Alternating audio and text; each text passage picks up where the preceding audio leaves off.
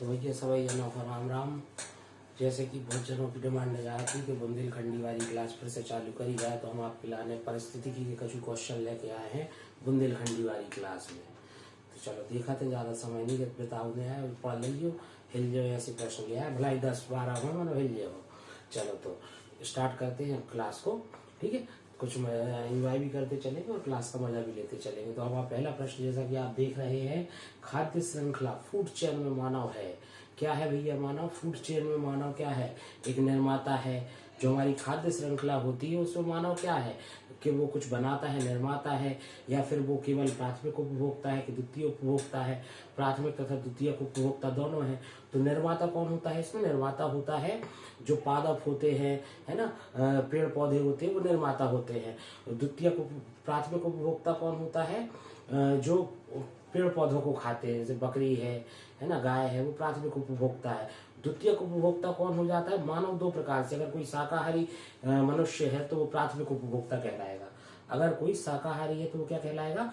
प्राथमिक उपभोक्ता कहलाएगा। अगर कोई व्यक्ति मांस भी खाता है और हरी पत्ती सब्जी भी खाता है, सर्वाहारी है, तो वो कहलाएगा द्वितीय उपभोक्ता। तो इस प्रश्न का सही उत्तर क्या है? डी, प्राथमिक तथा द्वितीय उपभोक्ता। मनुष्य क्या है? प्राथमिक और द्वितीय उपभोक्ता दोनों है। अगला प्रश्न देखते हैं। हाँ, तो कहा है मानवीय जनसंख्या के श्रेष्ठतर जीवन यापन के लिए निम्न में से कौन सा कदम सर्वाधिक महत्वपूर्ण है? भैया सब कर ली उन्होंने, में देख लो कौन सा ज्यादा महत्वपूर्ण है, चुनने हैं कि में सबसे ज्यादा कौन अच्छा आए, ठीक है। तो देखो जरा, वनारोपण कर ले अपन, या फिर खनन कार्य पे रोक लगा दें। जो रेत खनन होती है, कोयला खनन होता है, उस पर रोक लगा दें क्या? या वन्य जंतुओं को संरक्षण कर ले, जो जीव जंतु हैं उनको संरक्षण किया जाए, वो अच्छा है क्या? या फिर प्राकृतिक संसाधनों के प्रयोगों को कम करना। तो इस पर अगर हम देखें, सबसे ज्यादा जो महत्वपूर्ण है इन चारों में से वो है मानव का अगर सबसे श्रेष्ठतम जीवन यापन करने के लिए सबसे ज्यादा जरूरी है वनों को बचाना। और जब वन बचेंगे तो जलवायु बचेगी, और जलवायु बचेगी तो हम शुद्ध वातावरण में रह पाएंगे। तो प्रश्न का सही उत्तर क्या है? वनारोपण, वन से ज्यादा हमें लगाना है। चलो अगला प्रश्न देखते हैं। अगला प्रश्न है निम्नलिखित में से कौन सा एक जीवाश्म ईंधन नहीं है? तो जीवाश्म ईंधन क्या होता है? जीवाश्म ईंधन होता है कि जब बहुत कई सालों तक जो पेड़ पौधे होते हैं वो जमीन के नीचे दब जाते हैं, तो वो अपने आप दबते दबते वो एक ईंधन का रूप ले लेते हैं, क्योंकि उनके अंदर कार्बन एनर्जी होती है, तो वो ईंधन का रूप ले लेते हैं। इसी तरीके से जो भी ईंधन हमें प्राप्त होता है उसको हम कहते हैं जीवाश्म ईंधन। जीवाश्म ईंधन के उदाहरण जैसे कोयला है, पेट्रोलियम पदार्थ हैं, प्राकृतिक गैसें हैं। मगर जो यूरेनियम है वो यूरेनियम नाभिकीय ऊर्जा उत्पादन में कच्चे माल के रूप में इस्तेमाल होने वाला धातु है ना। यूरेनियम क्या है? नाभिकीय ऊर्जा में उत्पादन जब हम करेंगे नाभिकीय ऊर्जा का, तो कच्चे माल के रूप में, फ्यूल के रूप में किसका इस्तेमाल करेंगे? यूरेनियम का। तो इस प्रश्न का सही उत्तर क्या है? यूरेनियम। आई समझ में? चलो तो अगला देखो भैया, फिर अगला प्रश्न क्या है? भारत में वन्यजीव संरक्षण अधिनियम किस वर्ष लागू हुआ? तो भारत में वन्यजीव संरक्षण अधिनियम लागू हुआ 1972 में। कब है भाव? 1972 में। चलो अगला प्रश्न देख लो भैया। तो सूर्य से जो हानिकारक पराबैंगनी किरणें आती हैं उसके कारण क्या हो सकता है?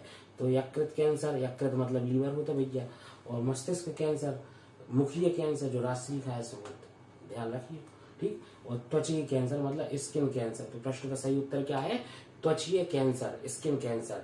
क्योंकि सूर्य से आने वाली जो पराबैंगनी किरणें हैं जिनको ओजोन परत रोकती है, अगर वो सीधे हमारी पृथ्वी पर पहुंचते हैं और हम उसके कांटेक्ट में आते हैं तो हमें त्वचा कैंसर होने की संभावना बढ़ जाती है। चलो अगला प्रश्न देखते हैं।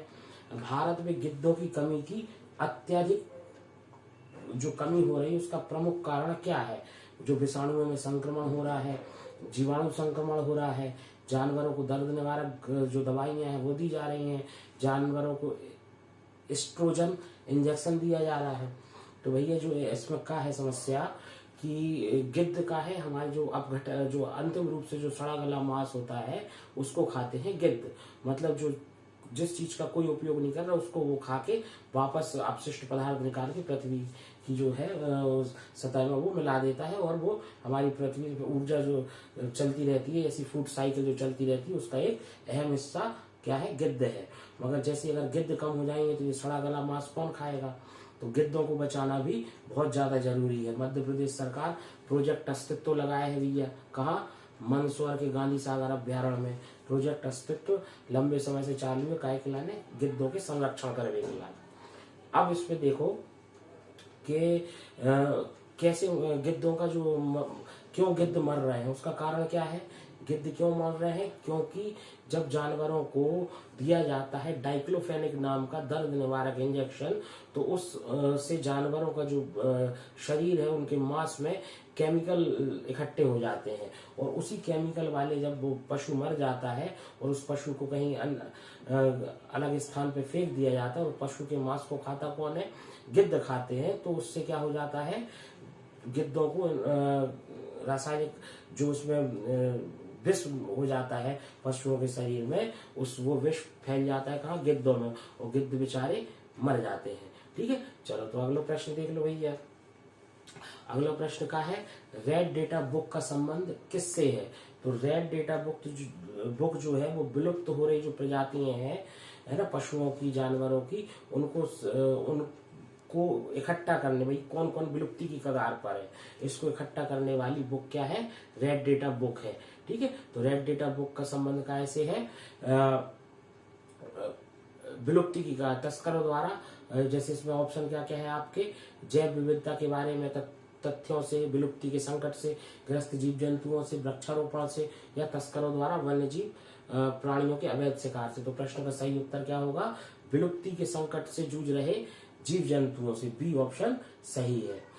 अगला प्रश्न देख लो भैया, परिस्थिति की जो स्थायी मितव्ययिता है, परिस्थिति की स्थायी मितव्ययिता है, मतलब अगर हमने परिस्थिति का, इकोसिस्टम का, परिस्थिति का दुरुपयोग किया तो ये स्थायी मितव्ययिता है, इसको हम वापस नहीं ला पाएंगे। ये कहना था या ये नारा था किस आंदोलन का, तो यहाँ पे जो आंदोलन दिए गए, एपीको, नर्मदा बचाओ, चिपको, उक्त में से कोई नहीं, तो ये आंदोलन चिपको आंदोलन, जो कि 1970 में प्रारंभ हुआ और चरम पे पहुंचा 1973 में। चंडी प्रसाद भट्ट हो या सुंदरलाल बहुगुणा हो, इन्होंने इसको प्रारंभ किया, और इस आंदोलन में बहुत सारी महिलाओं ने भाग लिया बढ़ चढ़ के, ये इस आंदोलन की खासियत थी। और आंदोलन का उद्देश्य था उत्तराखंड, जब वर्तमान का उत्तराखंड चमोली डिस्ट्रिक्ट से प्रारंभ हुआ था ये, वर्तमान का जो है उत्तराखंड, और जिस समय चालू हुआ था 1973, उस समय उत्तर प्रदेश था वो, और वहां पे पेड़ों को कटने से रोकने के लिए ये आंदोलन किया गया था। ठीक है, चलो अब एक और लास्ट प्रश्न इसमें देखें, एक परिस्थितिकी तंत्र में ऊर्जा की मात्रा एक पोषण स्तर से अन्य स्तर में स्थानांतरण के पश्चात बढ़ती है, घटती है, स्थिर रहती है, बढ़ सकती है या घट सकती है।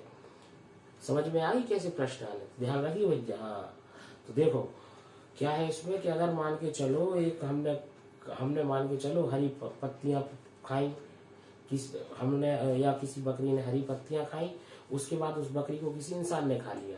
ठीक है, और तो ये क्या हुआ, ऊर्जा एक से ट्रांसफर हो रही है एक व्यक्ति से दूसरे व्यक्ति में। तो पत्ती खाने वाले को ज्यादा पोषण मिलेगा या फिर मांस खाने वाले को ज्यादा पोषण मिलेगा, सही उत्तर है पत्ती खाने वाले को। तो जो जैसे जैसे हम पोषण के स्तर को, साइकिल को आगे बढ़ाते चले जाएंगे, वैसे वैसे जो है पोषण के स्तर में कमी आती जाएगी। तो सबसे इस प्रश्न का सही उत्तर क्या होगा, घटती है। तो जब भी परिस्थिति तंत्र में ऊर्जा का एक पोषण स्तर से दूसरे पोषण स्तर में पहुंचती है, तो क्या हो जाएगी, ऊर्जा में कमी आती जाएगी, कुछ ह्रास हो जाएगा उसका ऊर्जा का। ये ऊर्जा संरक्षण का, या अपन कहें दूसरा नियम है, ऊष्मागतिकी का दूसरा नियम है। ऊर्जा संरक्षण का नहीं, ऊष्मागतिकी का दूसरा नियम है। जब ऊर्जा जो है एक पोषण स्तर से दूसरे पोषण स्तर में जाती है, तो ऊर्जा की मात्रा में कुछ कमी हो जाती है, ह्रास हो जाता है। ऊष्मागतिकी का दूसरा नियम कहलाता है ये। और इसी के आधार पर अगर हम देखें तो शाकाहारी मनुष्य जो है वो ज्यादा ऊर्जा ग्रहण करता है एज कम्पेयर टू मांसाहारी के। इसलिए आप देखते होंगे कि भैया भी गईया बछड़े तो बहुत तेज दौड़ लगाते थे, और अगर अपन बात करें कि इंसान नहीं लगा पाते उतनी तेज दौड़, तो ये कहा है पोषण में उनकी कमी हो रही है। ठीक है ना, एक स्तर से दूसरे स्तर में जाने पर। अब तो ये तो होगा कुछ परिस्थिति के प्रश्न, ऐसे आप बने रहिए, अपन लगातार चर्चा करें इसी तरीके से और अन्य प्रश्नों पे। धन्यवाद।